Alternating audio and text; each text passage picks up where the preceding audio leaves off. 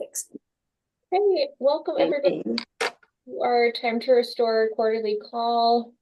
We have a bunch of people on today. It's great to see some new faces or new names at least, and a lot of returning folks as well.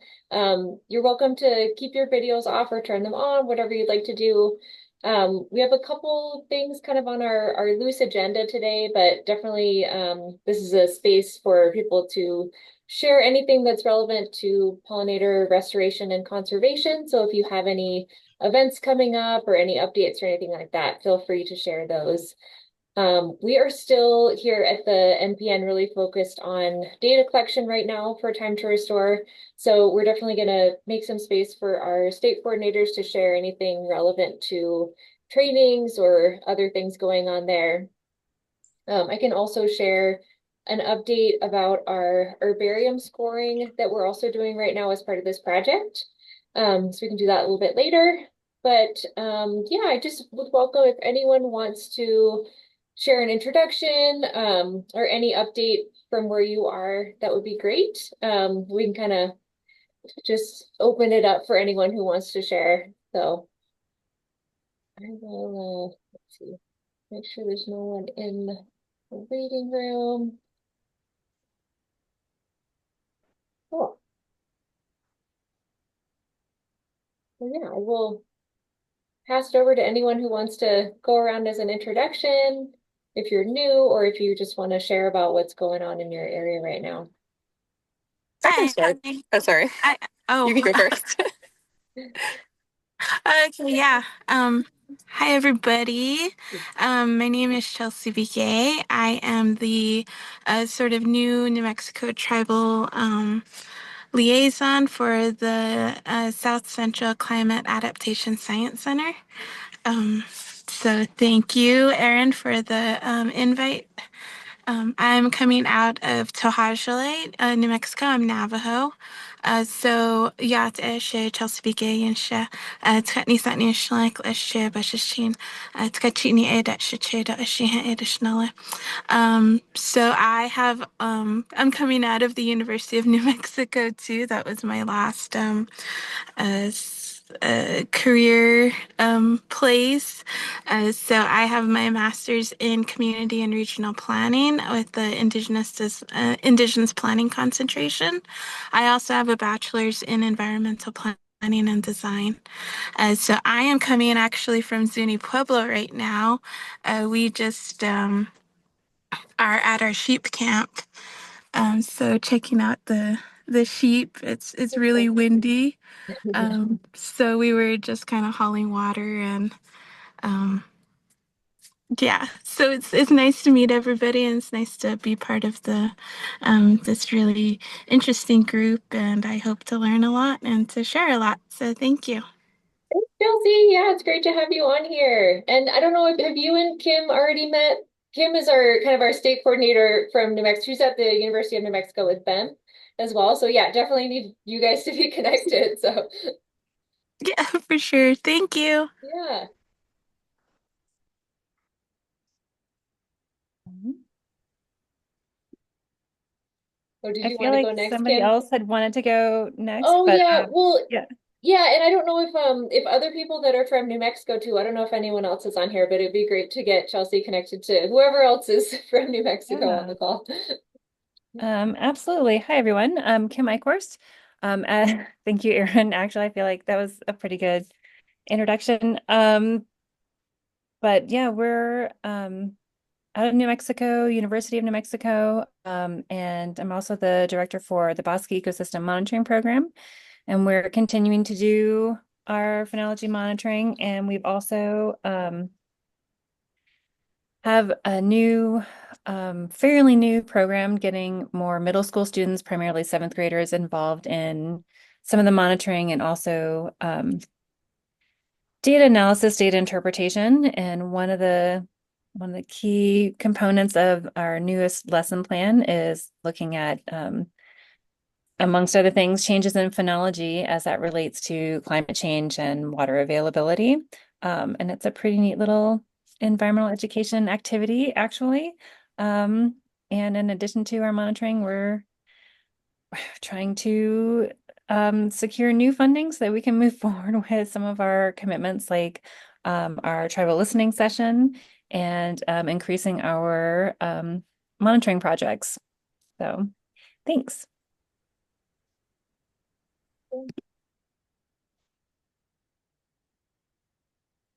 Aaron, I can jump in here if you want. I'm David Gwynn, the coordinator for Time to Restore for Texas.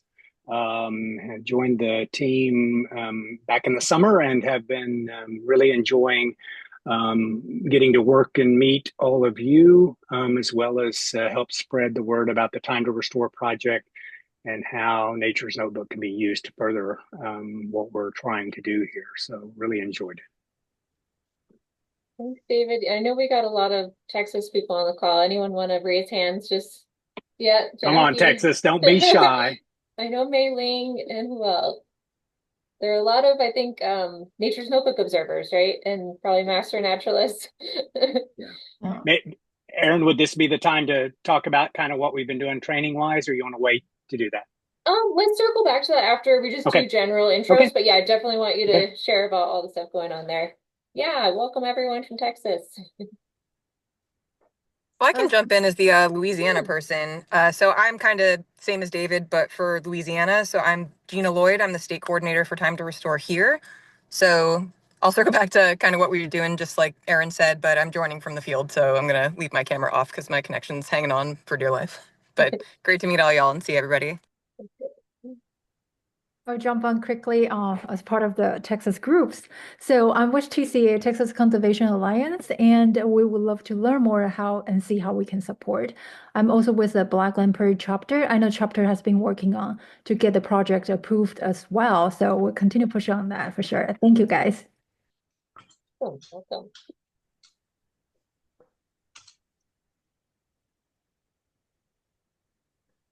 Anyone else want to share anything? Do you want me to introduce myself as the Oklahoma Project? Yeah, that'd be great. Okay.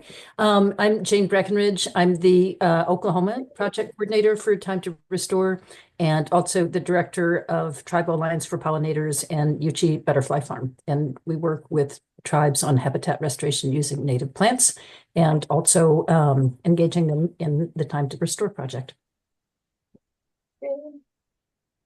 Yeah, who else is on here from Oklahoma today? Oh, I'm from Oklahoma. Hi, Emily. Hi, I'm a conservation scientist from Oklahoma City Zoo. My name's Emily, and I've been studying monarchs and other butterflies and pollinators for like the past 10 years. And I just really enjoy talking to everybody on this group and seeing what's going on and passing that information along. And I just got back from Mexico seeing the overwintering butterflies just a few days ago. So I'm also just kind of getting back into the groove of things myself. That's awesome. Which preserve did you go to? We went to El Rosario, Sierra Sincua, and San Pablo. A big climb. I went to El Rosario a few years back, and yeah, you really feel the elevation when you're climbing up those hills. You do. There's no it's a pretty arduous hike. I ended up giving up and going on a horse for one of them. I was like, I can't do it again. We just got to take the horse. It can take me up. Nice.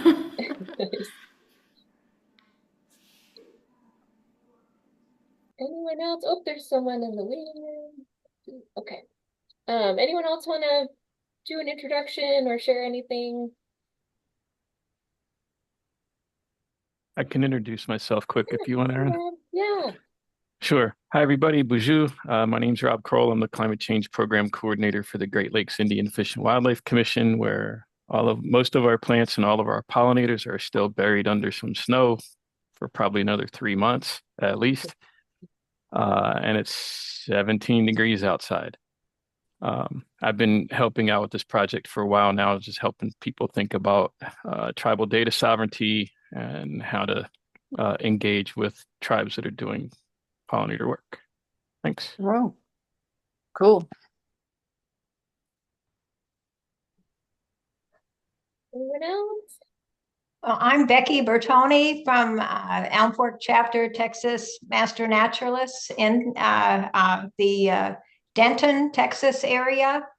and I am interested in having a tutorial on your program, nature or something, to record our information on the phenology of our plants, our plant list. I have all the preliminary stuff, but boy, I'd really appreciate going to a program and having it all explained. Awesome. That might be a good segue to pass it over to David if you want to talk about all the stuff going on in Texas right now for training. Be happy to do that. In fact, 2 weeks ago, we had a session for the Elm Fork chapter of Master Naturalists and had almost 100 invitees and participants in that training program. So I'll just jump right in there. Since the first of the year, we kicked off training on Nature's Notebook and Time to Restore. We've had 3 sessions, trained about 213 participants in those 3 sessions. 2 of those were in North Texas. 1 of those was in the Gulf Coast down in Galveston Bay, which was done last week. I've got 2 more this week with another 140 registrants. And then we've got at least one training session every week from here all the way through April. So Becky, please, if you missed that Elm Fork training, I'd be happy for you to join any one of these. Shoot me an email, dgwin@ymail.com. And I'd be happy to send you the link to join any one of those sessions that you're available. All of the sessions. Yep, I will do that. Thank you, David. Okay, you bet. You bet. Your meeting with the Elm Fork chapter, I think, was just a Zoom, and that was right at the time that our project meets. I think it was a Tuesday afternoon. So Thursday. It really wasn't like at the Elm Fork chapter meeting where everybody attends. I don't know if you're doing anything like that. Are these others all Zoom presentations? Yes. Unfortunately, with funding limitations, we're having to do them via Zoom. But I'm also available to do one-on-one through a phone call to walk you through the process of setting up your site and starting to use Nature's Notebook. We don't really have the funding available to do on-site trainings. Wish we did, but I bet you can also appreciate how big Texas is. And with one person here, that's a very arduous challenge. But we're ecstatic to be able to do at least a weekly session for anybody that would like to join us. So, and I would take this opportunity to make that available to anybody in the 4-state region. So if Oklahoma would like to send individuals, there's a little bit of Texas specific, but the nuts and bolts of Time to Restore and the nuts and bolts of Nature's Notebook are very similar to what Louisiana, New Mexico, and Oklahoma are all doing. And I'd be happy to have those individuals join any one of these sessions. Just shoot me an email and I'll be happy to send you the link for that particular week. Like I said, we have 2 sessions on this week alone. One set in East Texas, another one down on the Gulf Coast. So please join us. If those don't work, we'll find one between now and April that will work. We'd love to have you. Are these Zoom sessions recorded so that people can reference them? They are. Unfortunately, they're recorded by the chapter. So, Becky, you should actually be able to get your link directly from Tom Kirwan. So they just finalized that session, so you can watch it that way at your leisure. And if you have any questions, please reach out to me. I'd be happy to walk you through any of those questions that you might have.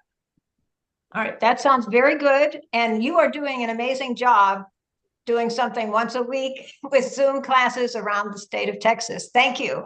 I've learned a lot. And Becky, I'll just tag on to that and say it's much easier. I do better, I think, in person, but we just have limitations. And with our limitations, Zoom seems to be filling the void, particularly when we can offer it as much and as frequent as we can right now. So please reach out to me. We will get every question you have answered. Just let me know what I can do to make that happen. Thank you very much. Erin, I hope that wasn't too much. That was great. Thank you. And we have also started sending out some monthly emails. We have mostly people from Texas on the list right now, but we definitely would love to have other people on the list as well. I included this in the last email that I sent out to the large group for these quarterly calls, but I just put in the chat the sign up. So if you'd like to have a way for if you're a staff person or any volunteers that are also participating to kind of be linked into the project a little bit more, feel free to sign up for that email. They're basically, we have like a general information about how to get started with doing Nature's Notebook for data collection. We also have a plant of the month featured where we're trying to go through our priority lists and kind of feature a plant and describe how you would answer the questions on the Nature's Notebook data sheets for like a photo of that plant, which I think has been pretty helpful for some people. And then we also have information about the trainings that are coming up that David's doing and then others are doing as well in other states. So feel free to sign up for that. And for the record, Aaron, you can never have too many Texans. That's for sure.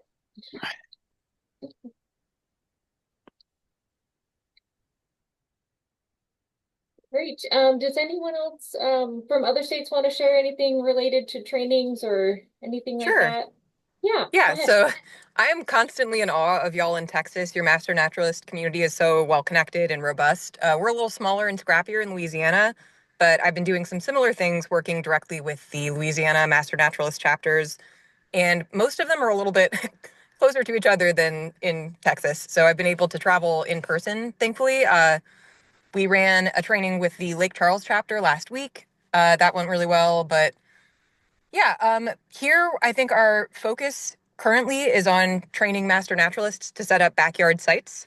A lot of our longer running phenology programs in Louisiana have been kind of hamstringed by site logistics. We've had consistent hurricane and other weather impacts that have made it hard to keep up with some elements of phenology trails that make them more accessible to new observers.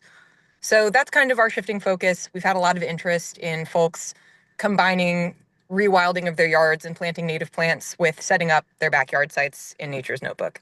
So I mostly do my trainings one-on-one in person and then fold them into a workshop day for a Master Naturalist chapter. But we've had a ton of new observers from the Master Naturalists locally joining on to do data collection at our sites that are local to New Orleans.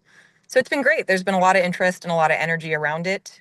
So if anyone here is from Louisiana and is not yet connected with the Master Naturalist Initiative to get more involved with Time to Restore, definitely feel free to send me an email directly, and I will drop my email in the chat.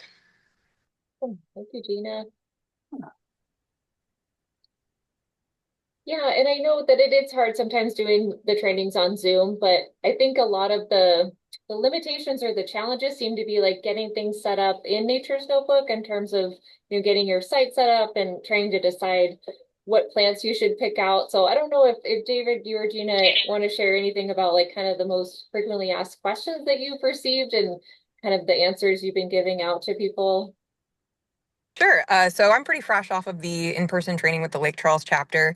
And I think one of the most frequent questions I got was about herbaceous plants versus woodier perennials and kind of what we wanted them to put in their backyard sites.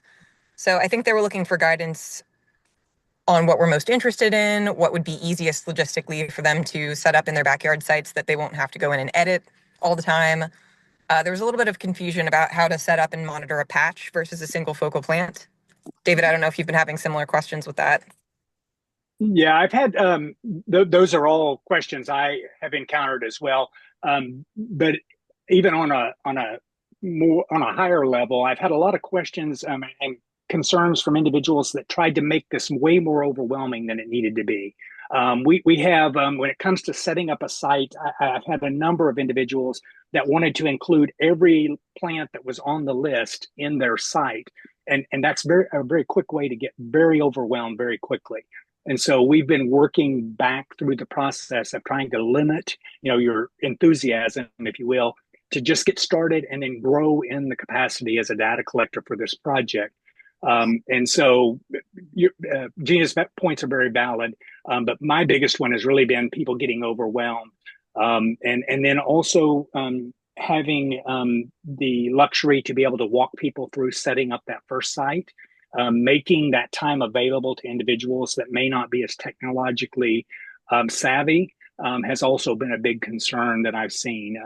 So many of the sessions we've already done, of the 3 sessions we've already done, I've agreed also to do working group sessions with the individuals that have stepped up to make this a project a big part of what they want to do as their volunteer service. So each of those sessions will now get a follow-up working committee that we will come in and work on a specific aspect of Nature's Notebook that has given them a problem, or a specific aspect of data collection. Like Gina mentions, the whole idea of intensity still seems to be very troublesome to many individuals that are involved in Nature's Notebook. And so where we've been right now, as we're kicking off here in Texas, is avoid that. Do not go down the intensity row until you're comfortable doing the yes/no series questions on the front end of Nature's Notebook. The other thing, and Aaron, I think you're going to talk about this, the other thing that's been really exciting is letting everyone know that there is a new Nature's Notebook coming. Because there's a lot of frustration. Everybody kind of wants to compare it with iNaturalist, and that's problematic. But to let them know that not only is there a 2.0 Nature's Notebook coming, but they could actually be part of that process has been something I've built into each of the trainings. So in each of these Master Naturalist groups where we have already an established iNaturalist users group, I'm asking those individuals to reach out and help us make Nature's Notebook as strong, if not better, as we look towards the future. Yeah, thank you both. I would say, just to kind of follow up on some of those, the pain points about registering plants and everything. We do have some, recommended species based on our priority species, and they're a little different for some of the different states, but back in 2021, we did come up with this kind of short list of 8 species. So definitely trying to focus on those to create a data set where we have a lot of data on a few species. But because of the limitations in some of our states, we did add some additional lists, which are also on that Time to Restore landing page. So if you're under the collecting phenology data section, you'll see there's some additional lists for Louisiana and Texas. So definitely start with those. I think most of our plants are perennial. So, if you are going to add them as a patch, it's probably because they die back in the wintertime. So I think that's a main benefit to why you might add something as a patch, is either it's really hard to tell apart individual plants, or you just aren't sure, exactly what that one individual was. So you're creating an area where you're surveying. And so when you're monitoring something as a patch, it's really, you're doing it in a similar way to an individual. You're just kind of assessing the patch as a whole and trying to answer the questions as if you're kind of summarizing across any individuals that might be there. So just keep in mind, but just try to keep it simple. And I definitely will second the thoughts on intensity. We encourage anyone to skip anything that's not comfortable. So any of the questions where you feel like you're unsure, I would say definitely just skip those or use that question mark. And then with the intensity questions, definitely you can wait until you're more comfortable before you start answering those. I do want to just share, I'm going to share my screen for a sec. The latest email we sent out to the Time to Restore list, just to give you an idea of the kind of help materials we're trying to provide. So we have this Plant of the Month section. This is for the American Beautyberry. And we're trying to give graphics like this where, you're looking at this picture and it tells you whether you would say no or yes for the different phenophases here, and trying to point out, the difference between flower buds and open flowers, and then even dried flowers. And then we're trying to help with that intensity stuff as well in these emails. So most of our plants occur in inflorescences, and so we're actually counting those inflorescences when you're doing intensity. So this really walks through, how you would answer the question given this photo, and grouping those different inflorescences and trying to just count those to make it a little bit simpler. So yeah, definitely recommend signing up for those emails and sharing those around with observers too.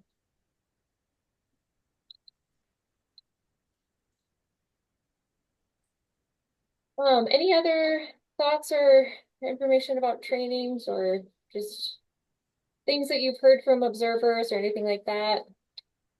I have a question. Were you saying that there are 8 plants that are common over all 4 states?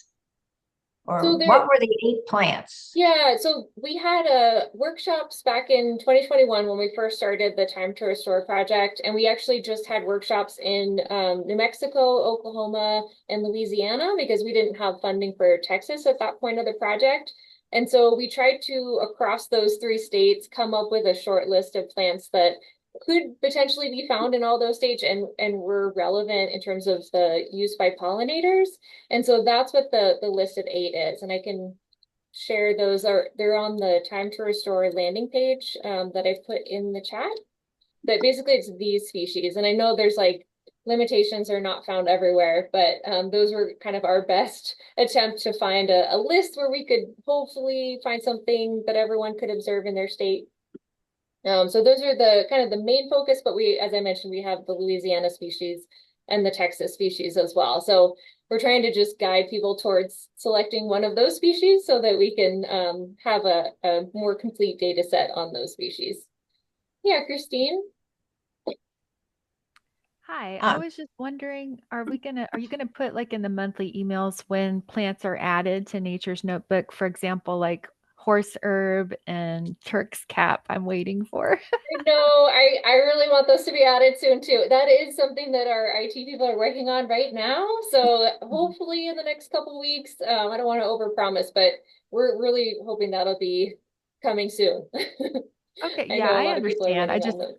Is it something you're gonna announce or should we just keep looking? Yeah, I'm hoping in the next newsletter that we send out for Time to Restore to have a good time estimate on that. But yes, we'll definitely let you know as soon as those are out. Okay, great. Thank you. Yeah. And Christine, I also have a database a little running list. I've assembled names of individuals that would like to receive a direct email when that has been cleared. So if you want to shoot me an email, I'd be happy to add you to that list so that you'll get a notification. I know a number of the Texas data collectors are anxiously awaiting some of the more hot species that are not yet included. I think there's 9 right now that are still missing, but I'd be happy to send you an email when we have it. Okay, thanks, David. I'll do that. Mm-hmm. Yeah, and just another note on kind of training resources. We are working on these phenophase photo guides as well. So these, if you click on the link here, it's just a PDF, a front and back of a sheet. And these are meant to kind of give you an overview of a little bit of like natural history information about the plant and how to identify it. And then the back side is really where we have the most relevant information for the phenophases and the questions that are on the data sheets. And so we're hoping to give you resources that will help you know whether you're looking at, for example, an open flower versus just a flower bud, or ripe fruit versus fruit. So we have a couple of students that are working on our herbarium scoring project, and they've been compiling a lot of these guides as well. So we're hoping to get a bunch more of these up in the next couple of weeks as resources that you can use in the field. And there's something in the chat. Okay. Anything else on trainings or server questions?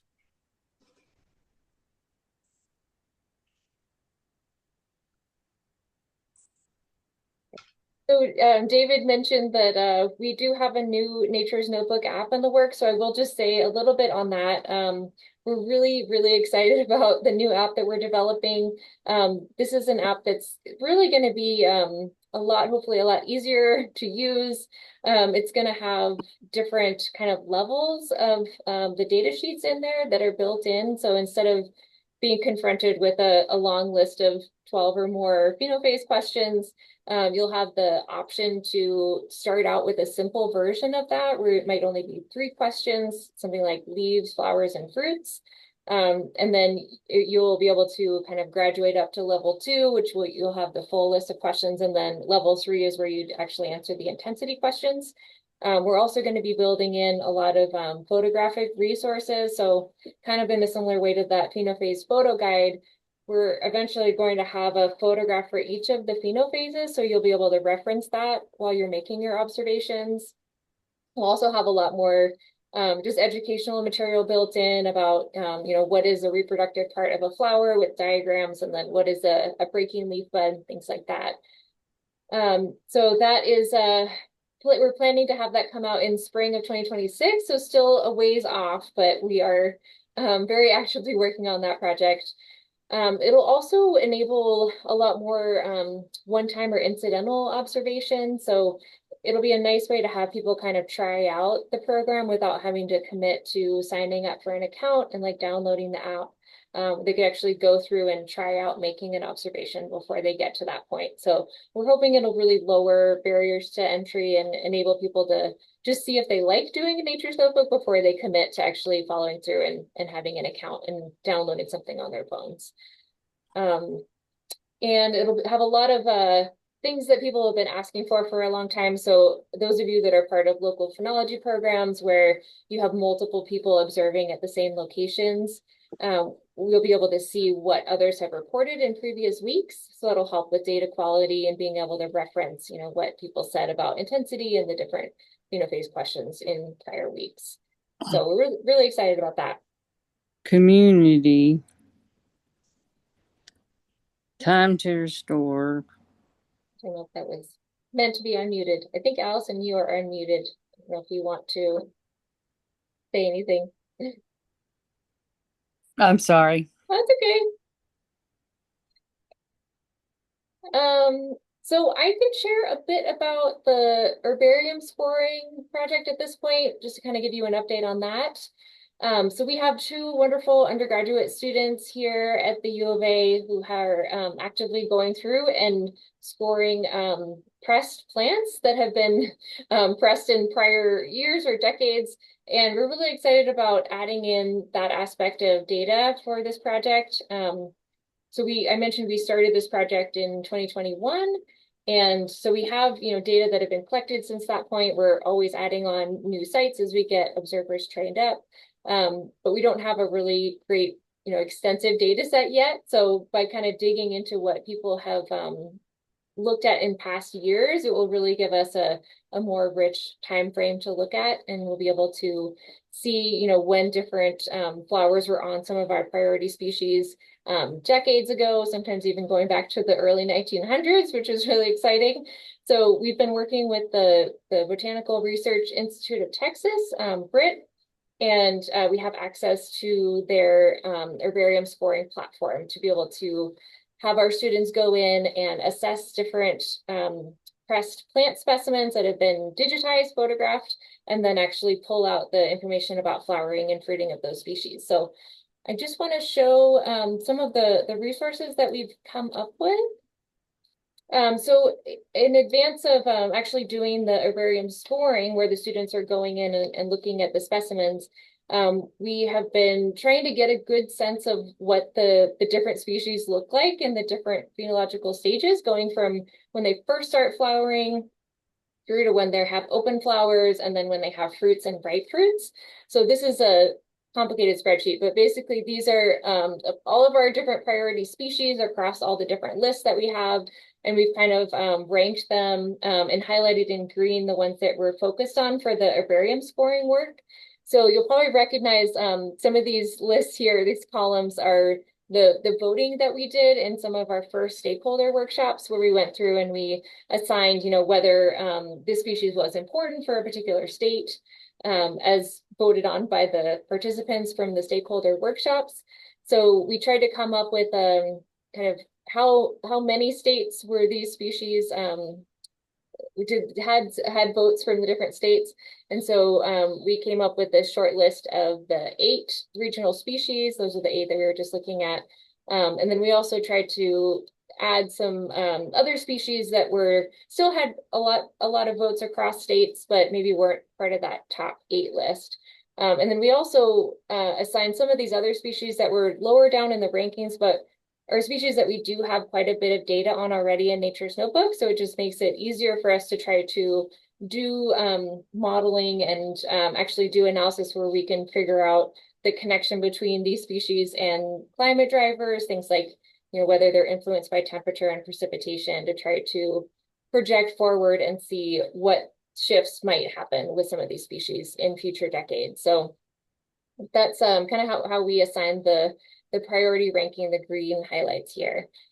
And so the first thing that the students did was they went and actually created these, we're calling them species rubrics. And so these are resources that the students made to help us understand, what do these species look like. They pulled photos primarily from iNaturalist. And so this has really helped us figure out what do these different plants look like from the very first stages when they're first starting to put on their flower buds up through when they have their open flowers, and then the flowers dry up and they start to form fruits. So that was a really great way for the students to get to know what they're looking at here. Oops, I can't zoom out. And they've been referencing these as they do the herbarium scoring.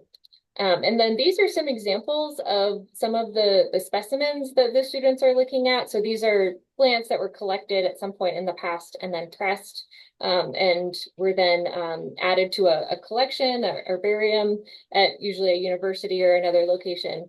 And then there's been efforts to digitize these, so go through and photograph them, and then they're available online. And so the students have been accessing them remotely. So we just have some notes here about when you might be able to start seeing open flowers or know that there's fruits forming because of the swelling of the base of the plant, things like that. So they have one of these species rubrics for each of those green highlighted species.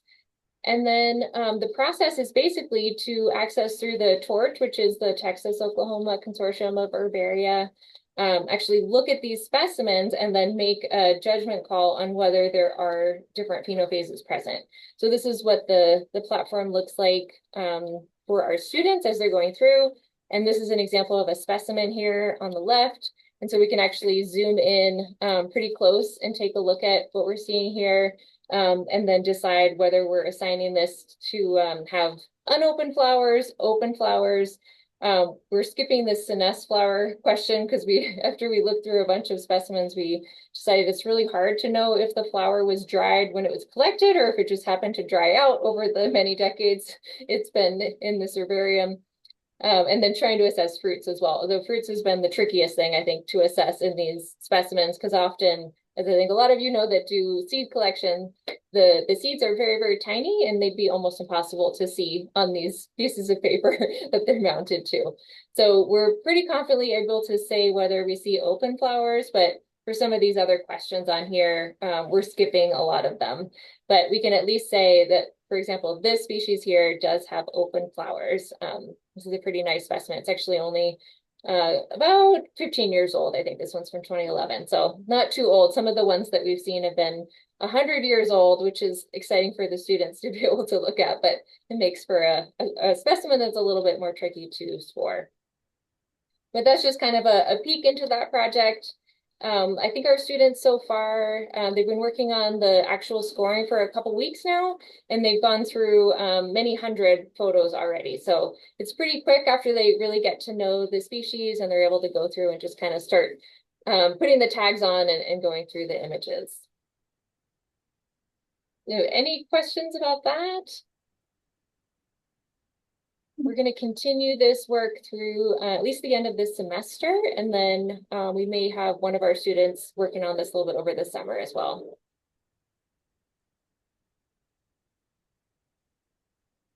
Any questions?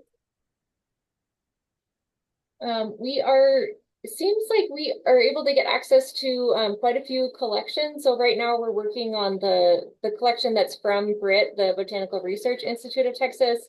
But we do have access to at least one collection from Louisiana already. And as we kind of complete the collections, we'll be requesting access for others as well. The only one I'm not sure about is I don't know if we have access to any collections at in New Mexico. So I don't know if like Kim, do you know of anyone who might be a contact at the University of New Mexico Herbarium? Yeah, I know they're actually in the process of hiring, or Okay. they may have found somebody, but yeah, I can get you in contact with it might be Harpo that just left, but I will definitely get you some contacts. Okay. Great, thank you. Great. Is there any other topics anyone wanted to discuss? You can, this is a space to share anything that's related to pollinator restoration or anything else that you're working on in your organizations. So any like upcoming events or anything anyone wants to share about?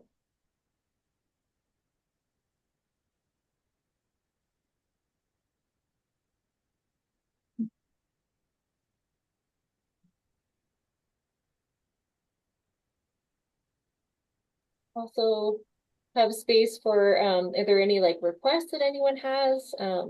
In the past, we've had people ask about like educational resources, or like we had people that had a classroom where they wanted to go and visit a site. We were able to connect people that way.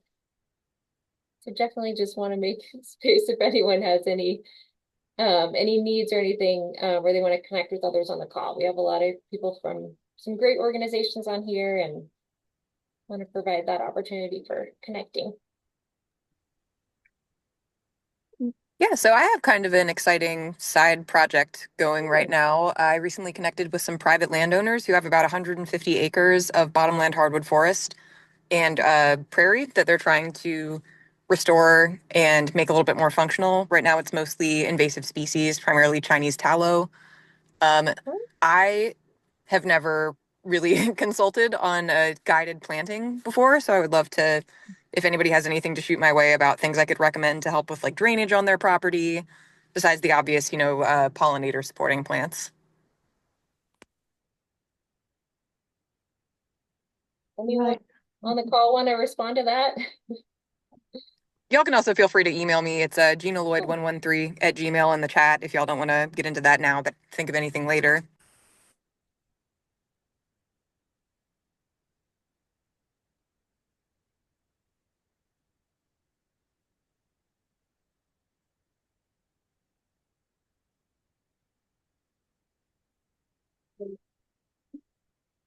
I think, is your email in the chat, Gina, already? Yeah, I'd put it in. Everybody should be able to see it, I think. Cool.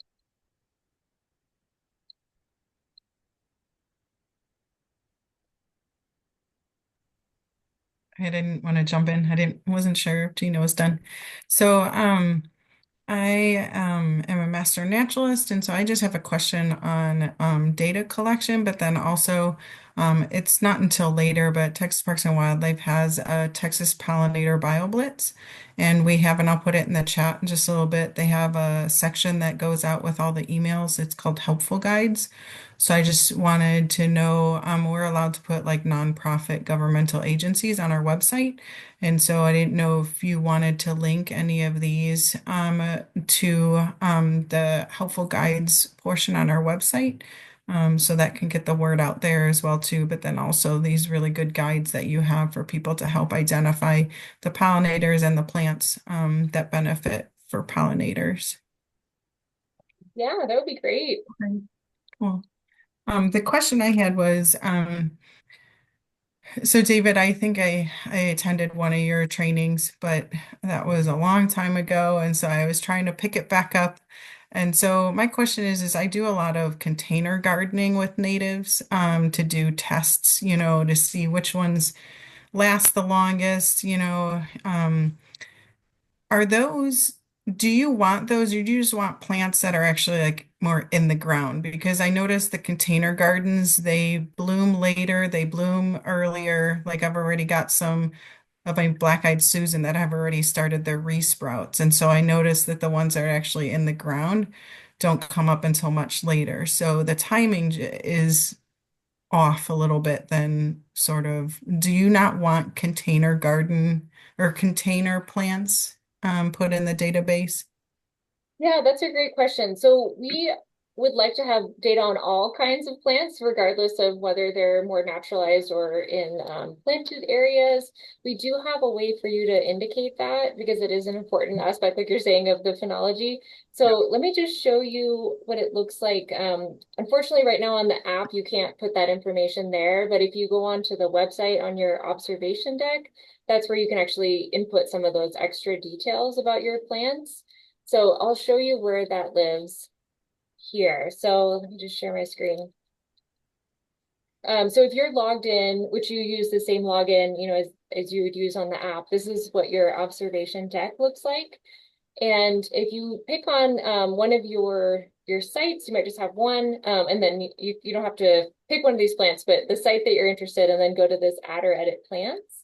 That's where you're able to add in some more of those details. So you pick here the species that you want to update, and then you can actually put whether it's wild, so yes or no, or you're not sure. whether it receives supplemental water or fertilizer, which also might influence the timing of when it's doing flowering and fruiting. And then you can also put a planting date too. And if you want to put this is a plant in a container in the comments field, you could do that as well. Cool. Thank you so much.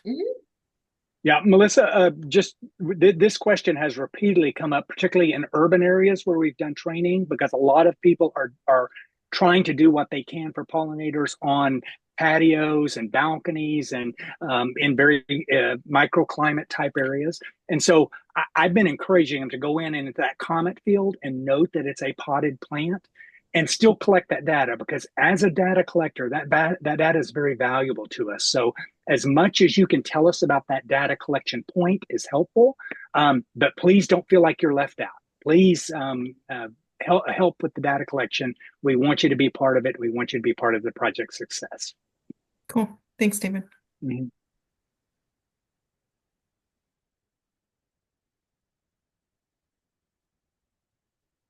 questions?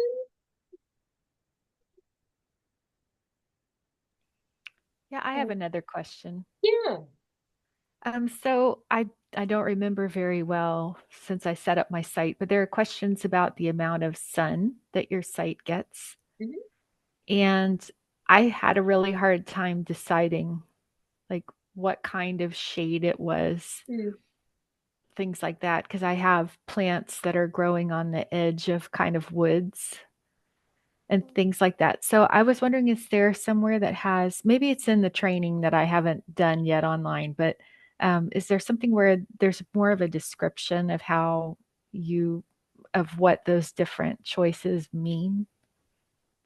That's a good question. I don't think we have any more details in the observer certification course, which is probably the training that you're talking about the shade status.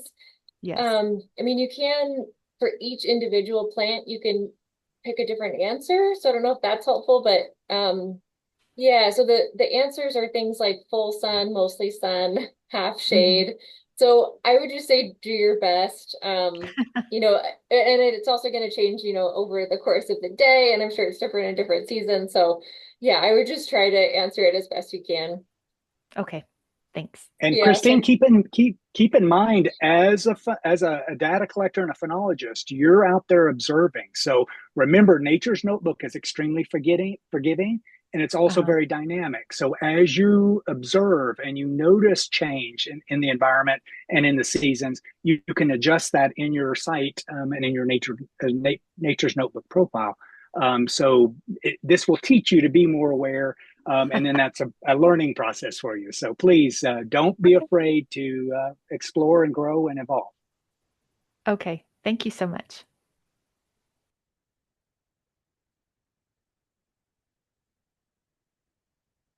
Anything else? Erin, can I just jump in for a second? I wanted go to ahead. introduce myself too, but then we pivoted and I missed my chance. Yeah. I just wanted to say I'm Teresa Crimmins. I'm the director of the network, and it's just so delightful and wonderful and inspiring to meet you all and hear your stories and know what you are doing out on the ground on the behalf of nature and phenology and all the rest. It's just so gratifying and exciting and wonderful. So thank you. I just want to say thank you.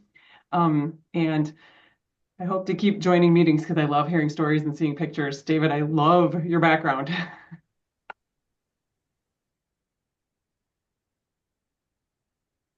Well, that's brought to you by San Antonio.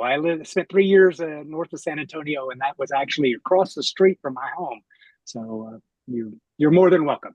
That happens about 2 weeks a year in San Antonio, and then the rest of it's pretty dry and brown.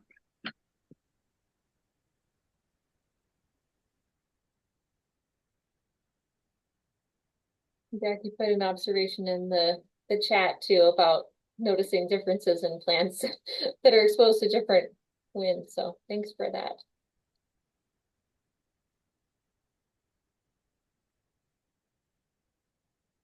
We have a few minutes left. Any other questions or thoughts? Or anyone want to share about what's going on with phenology where you are? Hopefully not buried under snow like up in Wisconsin.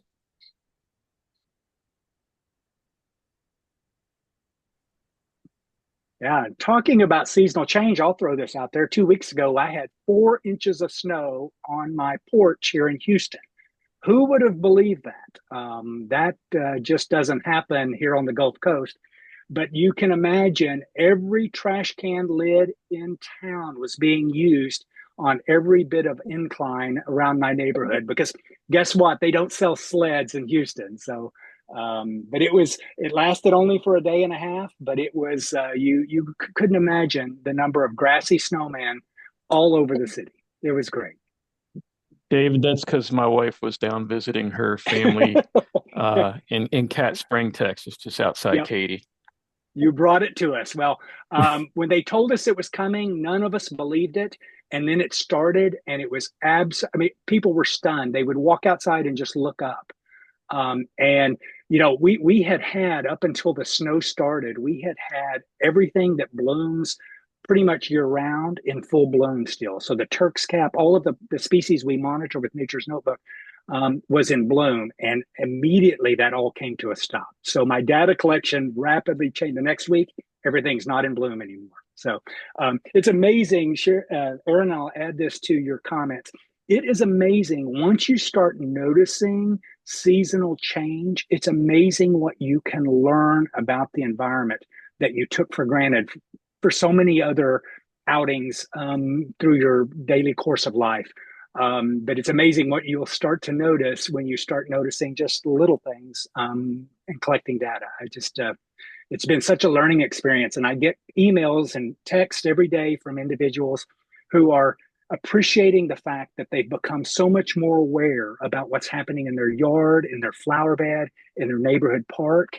And that is, to Teresa's point, extremely gratifying to know that we're helping people be more aware about what's happening in the natural world around them. Sorry for the digression, Aaron, but I had to add that. No, very well said. Thank you for adding that. Yeah, I know there's been some very wild weather recently. I don't know, Gina, if you want to share anything about New Orleans, but sounds like it's pretty crazy down there as well. Yeah, it was intense. So we got almost a foot of snow in New Orleans, which hasn't happened. And I think it might have even broken the record from like 1865. And I'm from Philly, so I know how to, navigate the snow, but it was very interesting being in a place where the infrastructure to salt the roads, de-ice things just doesn't exist. So we were totally shut down for 3 or 4 days, essentially. The airport was totally closed. Nobody was going anywhere. It was a lot of fun, but it's also been interesting seeing the impacts on the plants around the city. So almost all of the landscaped exotics are totally dead. Native plants look great. So been kind of using this as a lead in to why we should try to garden with native plants when we can, because it's a lot less hacking through rotten, frozen vegetable slime for you in the long run.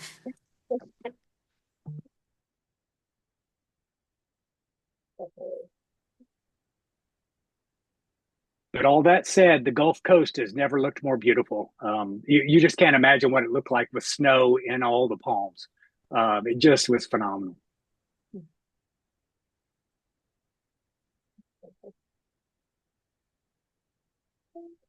Any last thoughts, questions? Thanks everyone for joining us. We will see you again in a couple months. Thanks, Aaron, for your amazing facilitation as always.